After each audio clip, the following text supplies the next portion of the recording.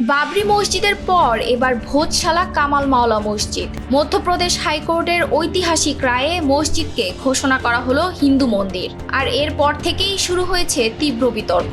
ভারতের মধ্যপ্রদেশে অবস্থিত ঐতিহাসিক ভোজশালা কামাল মাওলা মসজিদ কমপ্লেক্সকে এবার আনুষ্ঠানিকভাবে দেবী সরস্বতীর মন্দির হিসেবে ঘোষণা করেছে মধ্যপ্রদেশ হাইকোর্ট। এর ফলে সেখানে মুসলিমদের জুমার নামাজ আদায়ের দীর্ঘদিনের অনুমতি বাতিল হয়ে গেল।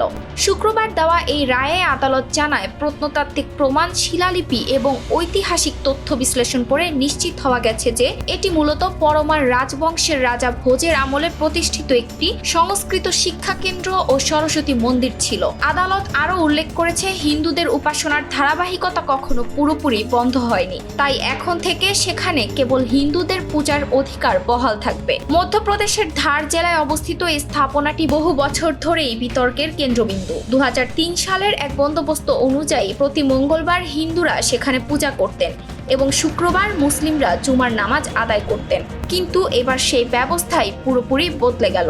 হাইকোর্টের নির্দেশে প্রত্নতাত্ত্বিক জরিপ বিভাগ বা ASI 98 দিন ধরে বৈজ্ঞানিক সমীক্ষা চালায়। 2000-এরও বেশি পৃষ্ঠার প্রতিবেদনে তারা দাবি করে, বর্তমান কাঠামোর নিচে প্রাচীন হিন্দু স্থাপনার বহু নিদর্শন পাওয়া গেছে।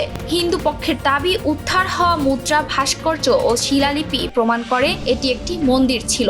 তবে মুসলিম পক্ষ এই রায়ের তীব্র বিরোধিতা করেছে। তাদের আইনজীবী ও ভারতের জ্যেষ্ঠ অ্যাডভোকেট সালমান খুরশিদ আদালতকে যুক্তি দেন, শুধু প্রত্নতাত্ত্বিক নিদর্শনের ভিত্তিতে কোনো স্থাপনার ধর্মীয় চরিত্র নির্ধারণ করা যায় না। তিনি বাবরি মসজিদ মামলার উদাহরণ টেনে বলেন, বিশ্বাস বা ঐতিহাসিক সম্ভাবনা একাই আইনি মালিকানার প্রমাণ হতে পারে না। এছাড়া 1991 সালের প্লেসেস অব ওয়ারশিপ অ্যাক্টের উদ্দেশ্য ছিল অতীতের ধর্মীয় বিরোধ নতুন করে উস্কে দেওয়ার ঠেকানো বলেও মন্তব্য করেন তিনি। তবে আদালত শেষ পর্যন্ত ASI এর রিপোর্টকেই গুরুত্ব দিয়েছে।